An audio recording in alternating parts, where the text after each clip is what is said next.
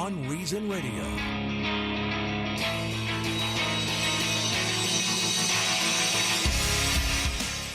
Tom Benson, we have breaking news. Oh, my goodness.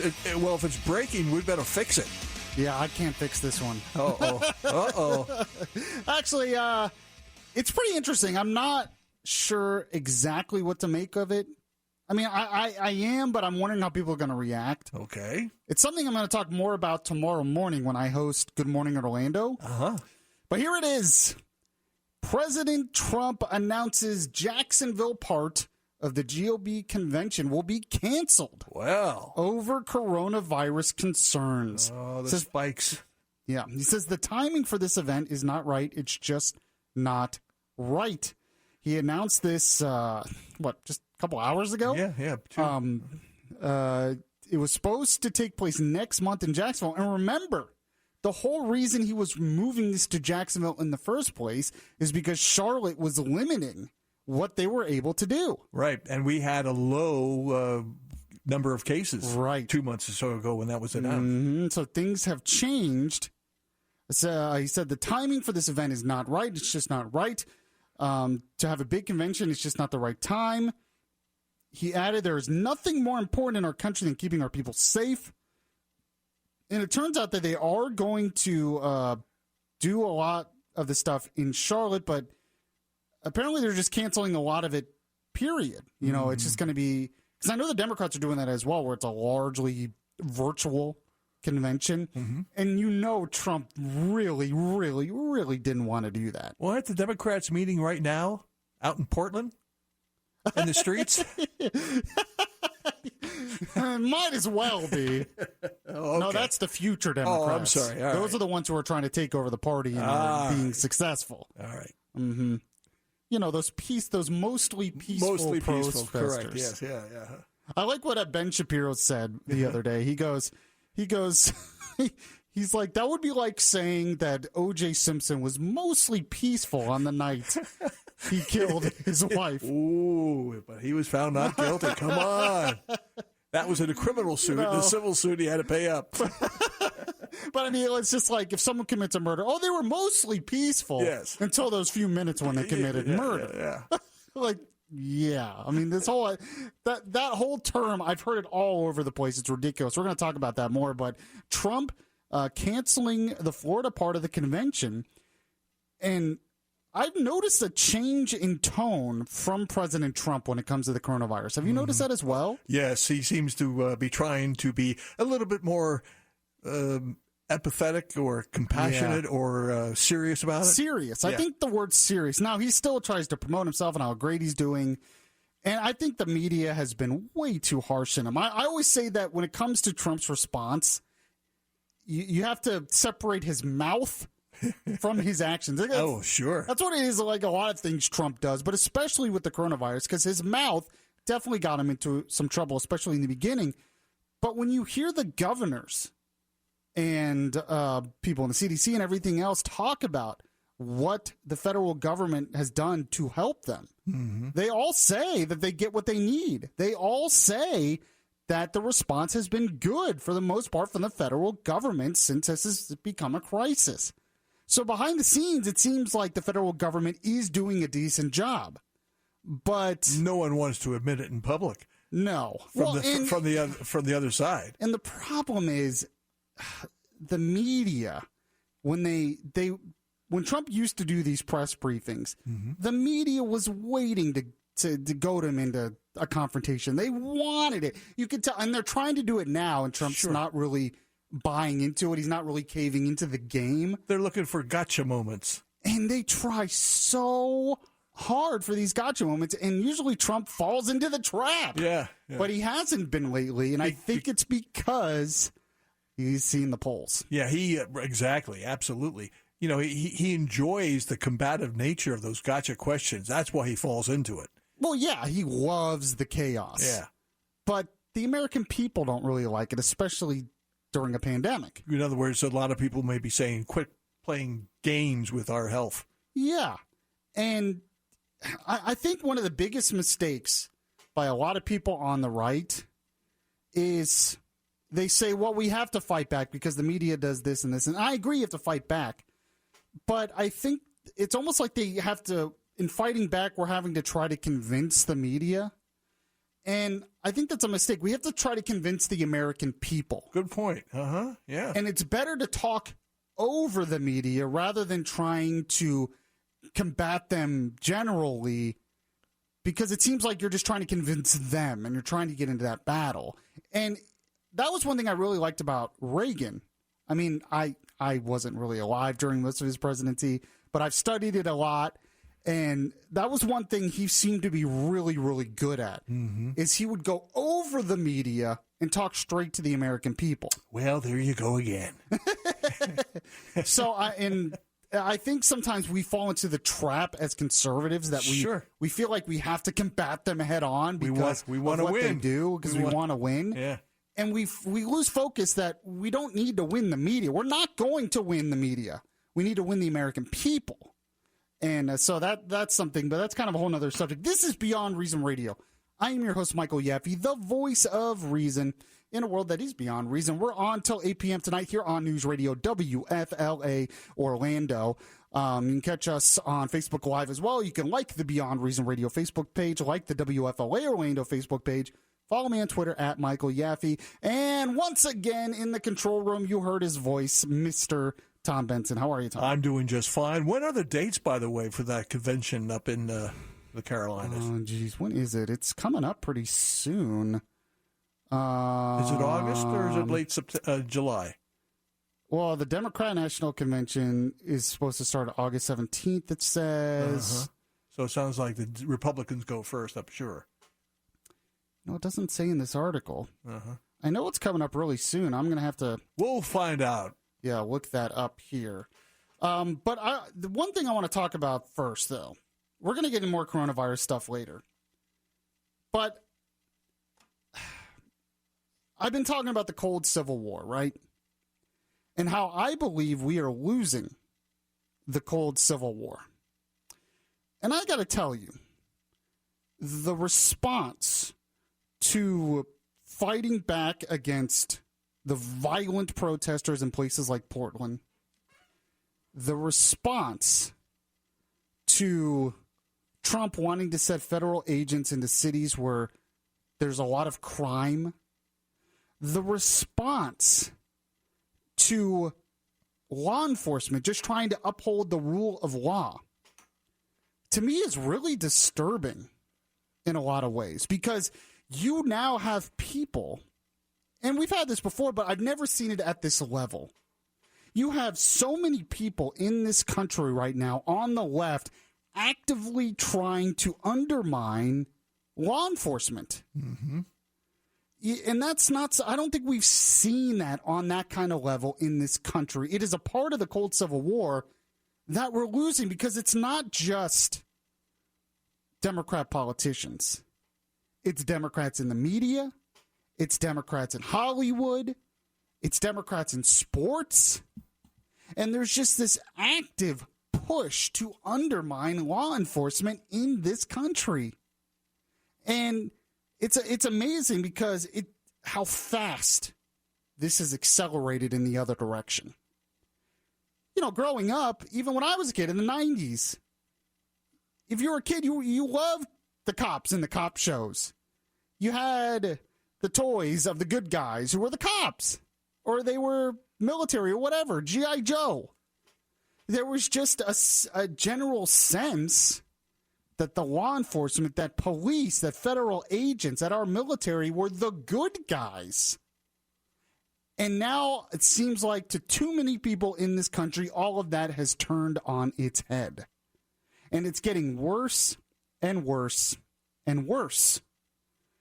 And frankly, it disturbs me. Because, yes, we have Trump. He's doing the right thing. He is sending federal agents into these cities where there's a lot of crime. That is the right thing. But you know what? What's going on in places like Portland when it comes to the protesters, or what's going on in places like Chicago where you just have gang violence out of control, this is much bigger than just a lack of law enforcement in those areas.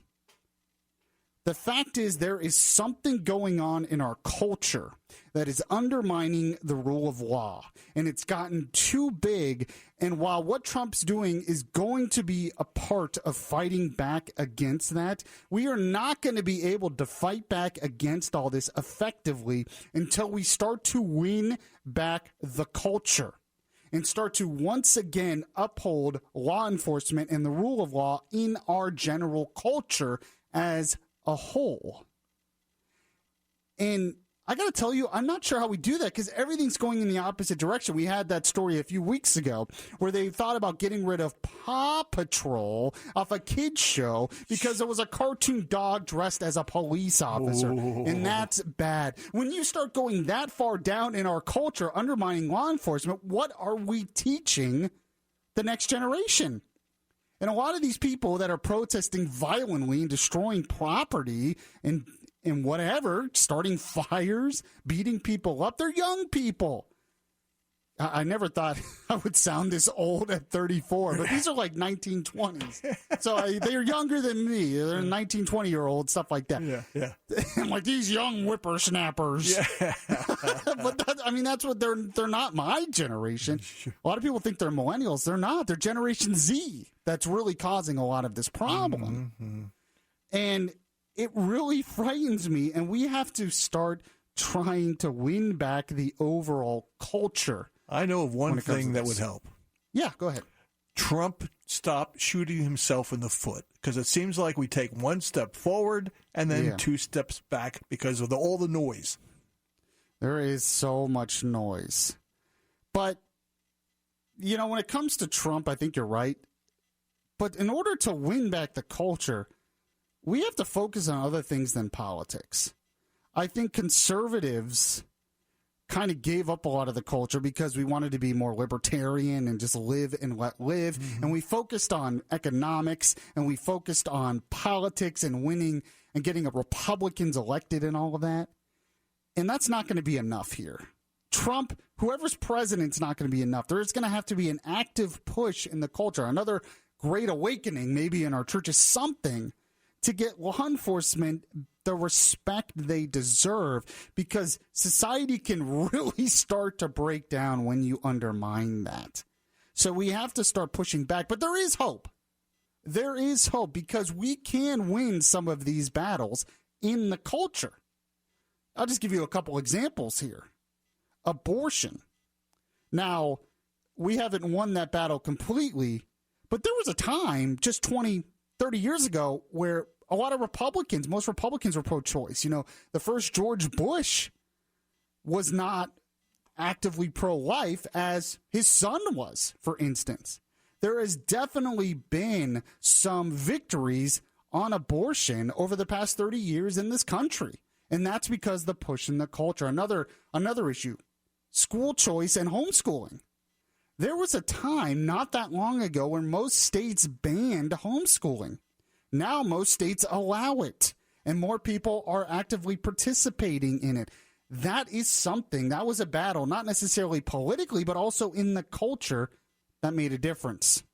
School choice is another one. More states are actively pushing school choice. Now, that's a political battle, but that took a lot of fighting in the culture. Now, I will say I'm not usually for the Me Too movement, but I do think one good thing in our culture right now is growing up in the 80s and 90s when I did, one of the problems in our culture was the over-sexualization of everything. Mm-hmm. Everything was sexualized. In pop culture, music, everything was about sex. I have noticed, part of this is the Me Too movement. The Me Too movement just takes it too far. But I have noticed kind of a trend in the opposite direction of that, where not everything is over-sexualized. My point is we can change things in the culture. We can win some battles. So we have to start doing that for law enforcement, and it's going to take years to get done, but it's got to be done. Now, coming up in the next segment, I want to talk a little bit about how these Democrats are actively gaslighting, for one, but actively undermining law enforcement in this country in a very dangerous way. Also, we have to get into coronavirus once again. I got to defend Governor DeSantis again. I'm going to tell you what he gets right and what he gets wrong. We'll do all this next here on Beyond Reason Radio. Subscribe to the Beyond Reason podcast today on your Stitcher app and hear the voice of reason anytime.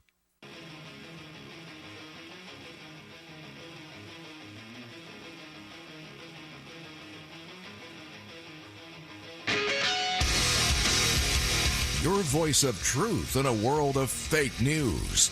Beyond Reason Radio continues right now.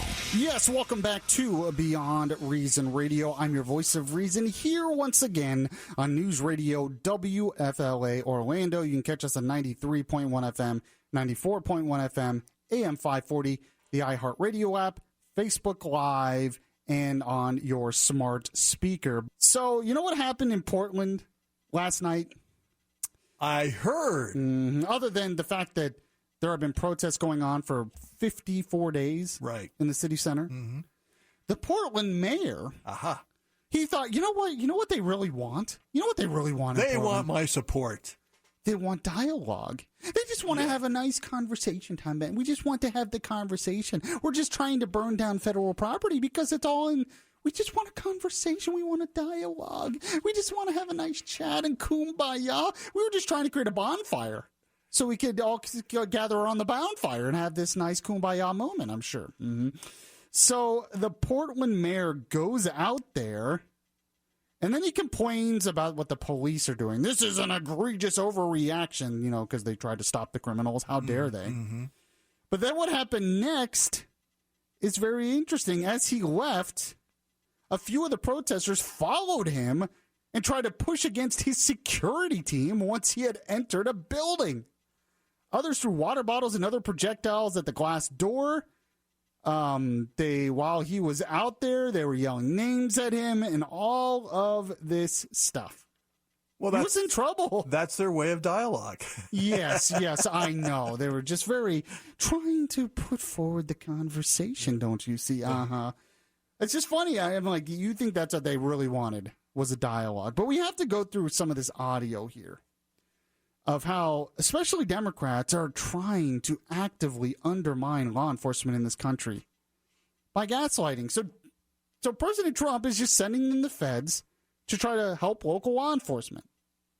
It's actually perfectly legal. It's been done for decades. And I would think we would want to stop the crime, right? But no. Nancy Pelosi, she's very against this. She has another name for what Trump is trying to do here. Yeah, Pelosi got. The use of stormtroopers under the guise of law and order is a tactic that is not appropriate to our country in any way. Stormtroopers. Can you imagine being one of those officers and having the Speaker of the House or the member of your family hearing you being derided that way? And you're being called a stormtrooper. Why? She doesn't care. It's sick in a way because these are just good American citizens trying to uphold the rule of law. She just wants to score those old political points. I know they accuse President Trump of doing this over politics. Oh, of course. But no, everything they're doing, they really care. Right, they care about Trump just does it for politics, but they care about the Constitution. Exactly. Yeah. Give me a break. We'll continue this in just a moment, but there's a lot more examples of this. And, of course, this push that what Trump is doing, he's starting a coup, you see. It's beginning of martial law, you see. So when Trump, during the coronavirus, was not authoritarian enough, when there's crime, now they say he's too authoritarian. I don't even know. They can't decide. We'll continue this conversation in a moment. This is Beyond Reason Radio. I'm your host, Michael Yaffee. We'll be right back.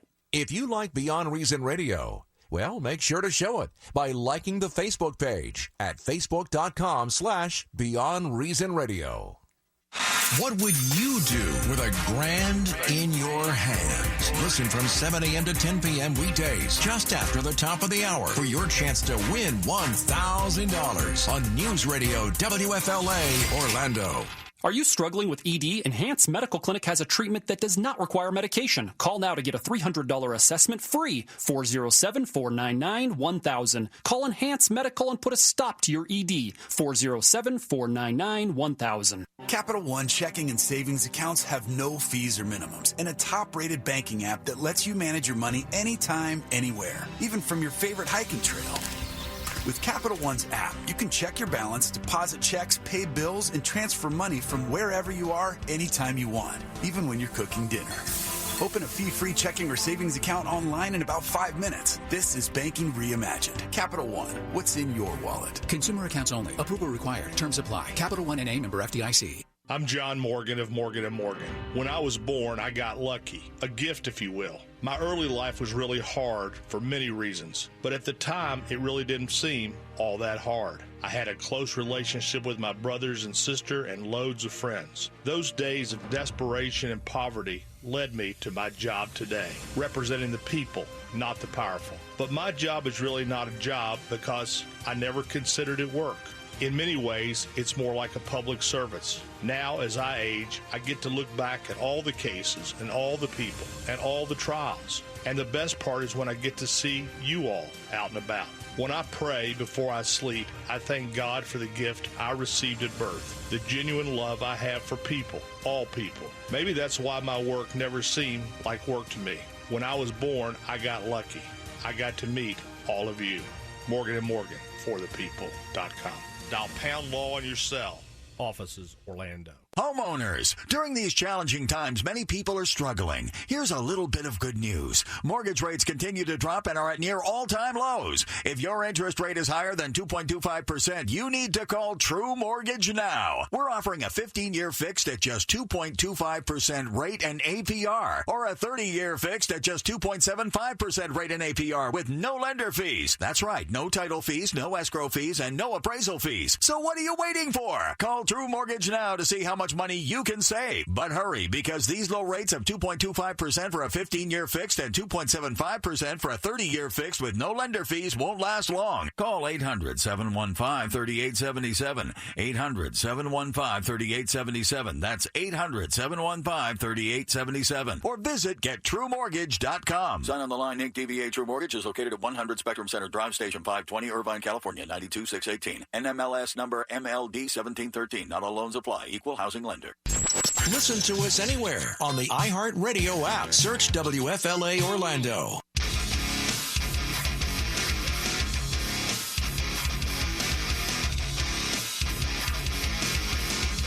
Your safe space for conservative thought, not for political correctness. Yaffee is back right now. Yes, welcome back to the show. We're talking about the cold civil war that is continuing on in this country right now. We have seen some actual violent flare-ups, especially in places like Portland, when the federal government tries to fight back against that. They're the ones derided. How about we blame the lawbreakers, not law enforcement? Is that just too radical of a thought in 2020? Seriously, but just a reminder, I call it the cold civil war because, like the Cold War against us in Russia, we never were in direct conflict, a direct war with them during it. There were violent flare-ups in other areas, but there was not a direct war because of mutually assured destruction. And I think that's the case for us today. I think that is the case when it comes to what's going on in America today. We're in a cultural cold civil war, and the reason why it hasn't got completely violent is because it would be mutually assured destruction. It would just destroy the whole country. Now, some want that, but most people don't want that, so it stays a cold one. But the main theme of this today has been how the left continues to undermine law enforcement in this country. I mean, you're going to come to a time, you know, there's that network on TV, Ion Television. I always call it like the law enforcement network because they play all those shows, Law and Order, Without a Trace, Sure, Criminal Minds, all that stuff. But they're all positive towards law enforcement, those shows. But there's an effort by the left, and it has started, and it will continue to even get rid of those kind of shows because, well, it makes the cops look too good. This is not good. If we don't have law enforcement who's going to uphold the rule of law? Well, it'll be, I don't know, the criminals, I guess, the most powerful criminal groups, maybe the mafia. I don't know. You give them an inch, they'll want a yard. Yeah. The next thing, they're going to be trying to censor printed magazines, online activity, songs, a lot of songs over the years. Mm-hmm. Man, the list is never ending. And of course, they're the ones undermining law enforcement. Trump wants to uphold the rule of law. And then the other side says, well, now he's implementing martial law to steal the election. There's absolutely no evidence of this.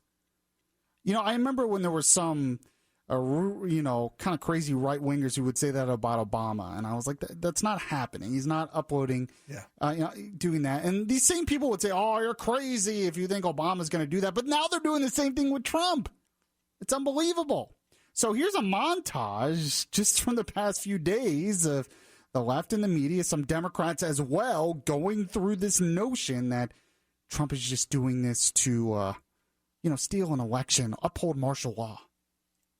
We were looking at potentially a trial run for a kind of a genuine attempt to through intimidation and potentially through force to try to steal this election. If he loses, and I expect that he will, we have to be prepared for things that this nation has never faced before. And unfortunately, that could involve the use of, these forces. It has been suggested that this is a trial run for the President of the United States, who may be organizing to not accept what happens when we have the election. I think we should all take very seriously the prospect that this is, as I say, a dress rehearsal, a trial run. You don't draw a line in the sand. This country may be looking down the barrel of martial law in the middle of an election. This is, I guess, the president's own version of martial law, since the real military has kind of pushed back from doing that. Is there anybody, having watched Donald Trump for the last 3.5 years, who doesn't think that Donald Trump would try to employ martial law if he thought it was the only way he could stay in power? I ask you, Joe, is there anybody who's sensible who comes on this show who doesn't think that that's possible? What a bunch of hooey. Couldn't have said it better myself, Tom. You can tell they all got the same talking point sheet. I know. Gee, I know. It's and they're continuing this on, and it's so dangerous. It really is. So now anytime we try to uphold the rule of law, they're going to be accused of being Nazis and all of this stuff. It's ridiculous. So one person who actually went down this road, who I actually kind of like, he's usually pretty reasonable. Former DHS Secretary Jay Johnson. Now, he was under the Obama administration, but I've seen him on Fox and stuff sometimes. He's pretty reasonable most of the time. But even he is sort of blasting President Trump for allowing the federal government, the Department of Homeland Security, to stop rioters in Portland. But what he says here just doesn't make any sense to me. I'll tell you why. Here it is. If I was in office now, it's hard to imagine being in office now in this administration, but if I were in office right now, I would probably be saying to my subordinates within DHS, a surge like this would probably be unnecessarily provocative and actually make matters worse. Those who don't know the lessons of history are bound to repeat them. One of the things we learned from Ferguson in 2014 is that a militaristic approach, a militaristic presence on the streets of the United States in our cities during moments of high tension can actually make matters worse and be provocative. And so I was pleased that in Congress right now, there is legislation working its way through to limit the sale of Defense Department equipment to civilian law enforcement in our cities because it is provocative. You see those images of people who used to work for me in camouflage who look like the military, and it's provocative. It's making matters worse. I think it's provocative. He was trying to say. Yeah, is it provocative? You know what's provocative? What's provocative is trying to destroy federal property. What's provocative is violence against our law enforcement. What's provocative is not following the rule of law. That's provocative. The law enforcement are not the ones being provocative. They're not starting this. They're responding to it. What they need is our support. This is the same approach they have to international affairs, to overseas. Anytime the U.S. military goes in, or anytime Israel defends itself or something, oh, well, this is just too provocative. It's just making things worse. Things were already pretty bad, okay?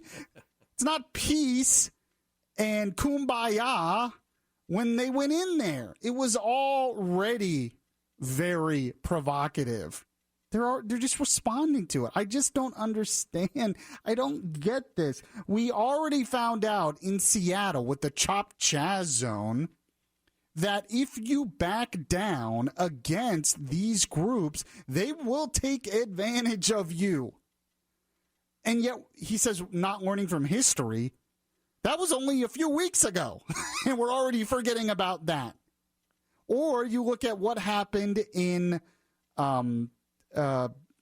Missouri, where the Floyd thing happened. Ferguson. Minneapolis. Oh, okay, Minneapolis. Okay. Where they in Minnesota. They torched the police station because they abandoned it. So we're like, oh, well, we're going to try to calm things down here. We're just going to try to hold back. We don't want to be too provocative. So they hold back, and what do? They just burn down the police station. Come on. And yet this guy is supposed to be a smart Department of Homeland Security guy, and listen to him. So the Democrats have a brilliant idea to respond to this. Chuck Schumer talked about it in a new bill that's going through the Congress with the Democrats. Here he is talking about it.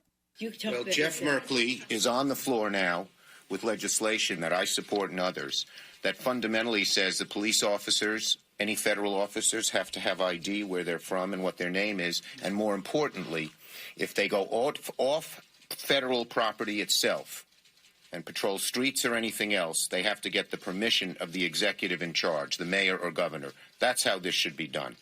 And that's how we lost the Vietnam War, through micromanaging. Exactly. So you have the chaos going on in Portland, which we can see with our own eyes. We see it happening. We see what's happening in Chicago. We saw what happened in Minnesota. We've seen what happened in New York. We've seen the crime spikes. It's obviously happened. We saw what happened in Seattle. And your response, instead of going after the lawbreakers to establish some kind of rule of law, because most of the citizens in those areas are law-abiding citizens, and they're the ones you should be supporting, our response is to tie the hands of law enforcement so they can't fight back? This is our response?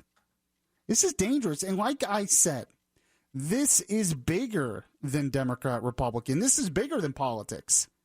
This is a cultural problem, because the reason why the Democrats are doing this right now is they believe that that's where the culture is. And I think they're kind of right.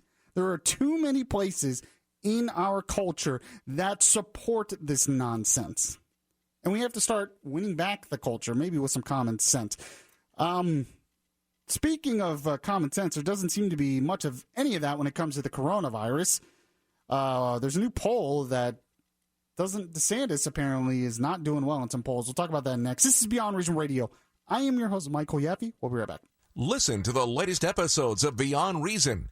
Download the podcast at Spreaker.com.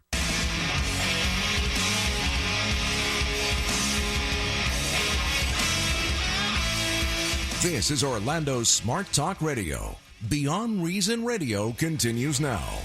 So, apparently, Dr. Fauci, throughout the first pitch at a Nationals game today. Yeah, the Nationals and the Yankees kicked off the shortened, abbreviated 60-game schedule. Yeah, it didn't look too good. The pitch. What, his pitch? Yeah. I just kind of looked at it. It was not that lame, huh? Yeah, I feel bad for the guy, but no. I really can't criticize him too much because I was terrible at baseball. I know people know that, but I was awful. But it was... well, his sport was basketball. Yeah, apparently, yeah. That's what I heard. He was apparently a really good basketball player. Yeah, and he's not a big guy. No, he's pretty sure 5'8", I think. So before we get into DeSantis talking about coronavirus, I did want to mention this. It's not getting a whole lot of attention, but I find it interesting. The House of Representatives voted yesterday to remove Confederate statues from the Capitol. Democrats touted the bill as a way to honor the late civil rights icon, Representative John Lewis. They did that on Wednesday, actually. The bill would remove the bust of Chief Justice Roger B. Taney from the old Supreme Court chamber in the Capitol. Let's see. It would remove the statues of Americans who promoted slavery and white supremacy, and require states to reclaim and replace their Confederate statues in the Capitol. Now, the other thing that's happening as well is the Senate passed a bill with the plan to change Confederate name bases. Now, Trump threatened to veto that, but apparently they might have enough to even overturn a veto, or we'll see. I'm not 100% sure on that. But I do have to say this. I'm usually not in support of removing these statues because it's kind of like book burning to me. It just doesn't seem like a good. I think they have historical significance, even if they are bad. And I always give the example of if you go to Rome in Italy, you see statues of the Roman Empire. It doesn't mean I support everything the Roman Empire did, but I wouldn't want them torn down. It's art. You know, it's art, but it's history. It's important to know. That being said, I think having statues of traitors to the country in the building where our government actually does its business, does the government in the Capitol, I think that was dumb. I think it's a good idea to remove the statues from them. And by the way, for all these people that say the Civil War wasn't about slavery, they're just making it about the Confederates weren't about slavery. Just for some perspective, historical perspective here, I just looked up the Declaration of Immediate Causes, which induce and justify the secession of South Carolina from the federal union. So their Declaration of Independence, I guess. That's where it started, South Carolina. I mean, just listen to this. It says, it literally says slavery, like, throughout this thing. The people of the state of South Carolina and the convention assembled, yada, yada, yada, declared the frequent violations of the Constitution of the United States by the federal government and its encroachment upon the rights of its states, yada, yada, yada, but in deference to the opinions and wishes of the other slave-holding states. She forbore at the time to exercise this right. So immediately in the first paragraph, they say slave-holding states, so slavery was a part of it. And then, later on in it as well, their biggest complaints are the fact that the northern non-slave-holding states were encroaching on the rights of slavery. It's throughout this. I was trying to look at the part. I just had it a second ago where they actually talked about it in this. I'm getting there. I had it a second ago, and I just... Technology is wonderful when it works, huh? I know. But they basically talk about throughout this that the biggest thing that they're mad about is the fact that they were encroaching on slavery. The right to have slaves. The right to have slaves. Sure. I mean, that's why they decided to secede from... I mean, it's in their declaration. I'm not making this up. Yeah. I don't know how you can read that and then suggest, oh, well, it had nothing... It really didn't have anything to do with slavery. I mean, it's just... I don't think that's how it works here. So, let's move on to coronavirus and DeSantis, because there's a new poll out. Apparently, DeSantis, according to a new Quinnipiac poll, is not doing well. His job rating, 41% positive and 52% negative. I mean, this is a huge drop. There was a point he was like 80% positive. Now, I think a lot of this is not his fault.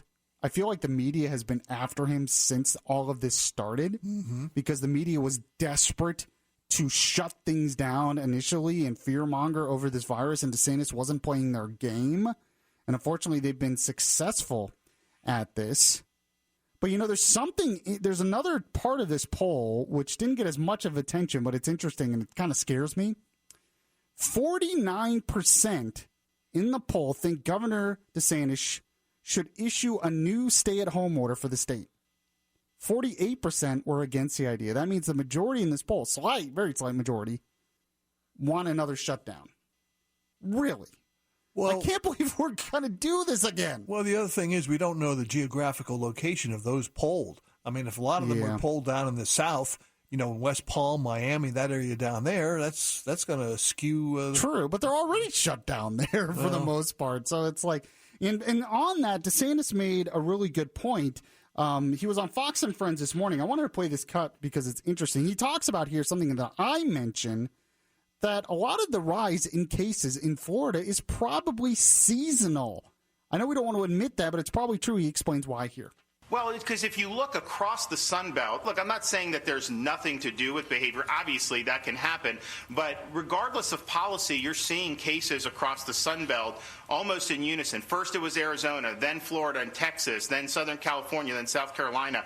So I think that just the natural progression of this is different in the Sun Belt than it was in the Northeast. And so our view has been, we knew that it was gonna come back at some point. When we went to phase 1 at the beginning of May. Fortunately, we had 6 weeks of the lowest numbers we had throughout the pandemic. Then we started to see it pick up. So we've been ready for that, not only in terms of what we've done with supporting hospitals. We've established 15 COVID-only nursing homes so that seniors who get infected have a place to go, and on and on. So we've been prepared for it. I personally thought it probably was going to come back in the fall, but dealing with it in the summer is something that we're ready for and we're handling.